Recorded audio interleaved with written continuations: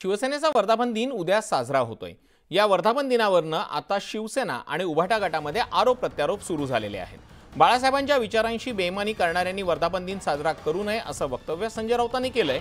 जर कोणी म्हणत असेल ते शिंदे आमची खरी शिवसेना तर त्यांनी स्वतःला आरशात पाहावं असा टोलाही त्यांनी लगावलाय। तर उद्या डोम नावाच्या सभागृहात डोमकावळे जमणार आहेत अशी टीकाही त्यांनी शिंदे गटावरती केली। लांडग्यानं वाघाचं कातडं पांघरलं तर तो वाघ होत नाही असा टोलाही त्यांनी लगावलाय। तर लांडग्यांनीच वाघाची कातडी पांघरली असून ते गर्जना करत फिरत आहेत असं प्रत्युत्तर शिवसेना प्रवक्ते संजय शिरसाटांनी दिलेलं आहे। बघा, लांडग्यांनी वाघाचं कातडं पांघरलं म्हणून तो वाघ होत नाही। हिंदुहृदय सम्राटांची शिवसेना बरं का, ही उद्धव ठाकरे त्या शिवसेनेचं नेतृत्व करतायत। जिथे ठाकरे तिथे शिवसेना, हे मधून शिंदे मेंदे उपटले कुठून?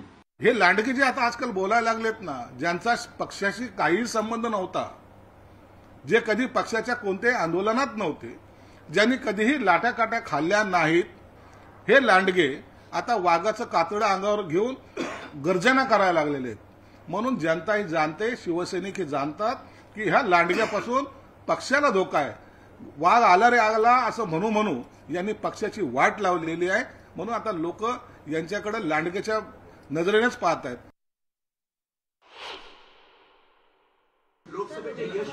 आणि आता कोणी जर म्हणत असेल ते काही ते गट वगैरे तुमचे आहेत, काय त्यांचं नाव, शिंदे गट बरं का, ते म्हणत असतील आमची शिवसेना खरी, त्यांनी स्वतःला आरशात पाहावं।